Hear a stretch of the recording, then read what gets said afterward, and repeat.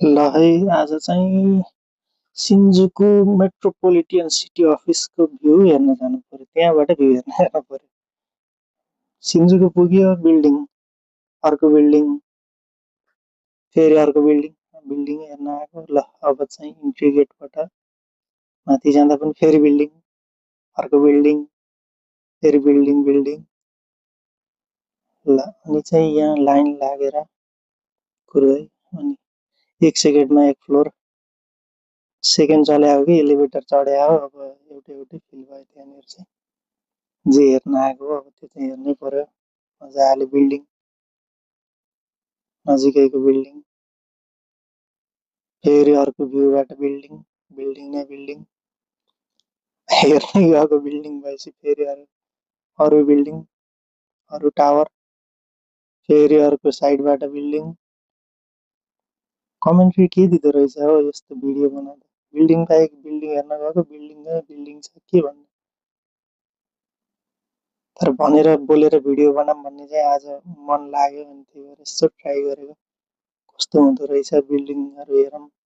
एक्लै एक्लै घुम्न गएको फिल पनि लिए त्यो दिन चाहिँ। जस एक्लै घुम्न जाँदा पनि रमाइलो हुने रहेछ। सिटी भ्यू अब फुजी देखिन्छ भन्दा त्यहाँबाट केही देखिएन त्यो दिन। तलको पार्क अनि फेरि बिल्डिङ। टोकियो भ्यू चाहिँ जस रमाइलो थियो। हल्का हल्का बादल भएर पहाडहरू चाहिँ देखिएको थिएन। अब चाहिँ ट्राइपोड लिएर गएको युज गर्नु पर्यो। अनि म पनि बिल्डिङ हेरे जस्तो गरेँ, उता गएँ, फेरि उताबाट पनि हेरे जस्तो गरेँ। दारी चलाएँ नभएको दारी, फेरि हेरे जस्तै गरेँ, पोज दिएँ, स्क्रिनसट लिएर पोस्ट गरौँला भनेर।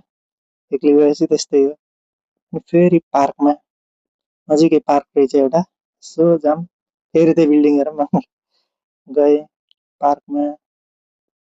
भ्यू एकदम रमाइलो थियो। अनि फेरि यहाँ झरना थियो। जे होस् अब के भन्छ यसलाई, जे भन्छ त्यही थियो। फेरि बिल्डिङ तिनै हुन् सबै, 5-6 चोटि रिपिट भयो एउटै बिल्डिङ, ठिक छ। अनि म चाहिँ कफी लिएँ, ब्ल्याक कफी लिएर खाँदै खाँदै हिँडेँ। फेरि पार्कमा एकछिन बसेँ, वरिपरि बिल्डिङको भिडियो बनाएँ। त्यो दिनको प्लान नै बिल्डिङ हेर्नु थियो। अब अरू के गर्नु र गएर पनि। अनि फर्किने बेला चाहिँ यो ठाउँको बारेमा थाहा भयो पनि स्काई। गएको त मान्छेहरू मजाले सुतिरहन, आनन्दले निदाइरहन, घुरिरहन, गई के गरिरहन। ल त नि के नै रहेछ र भनेर म पनि सुत्दिनँ, एकछिन निदाएँ।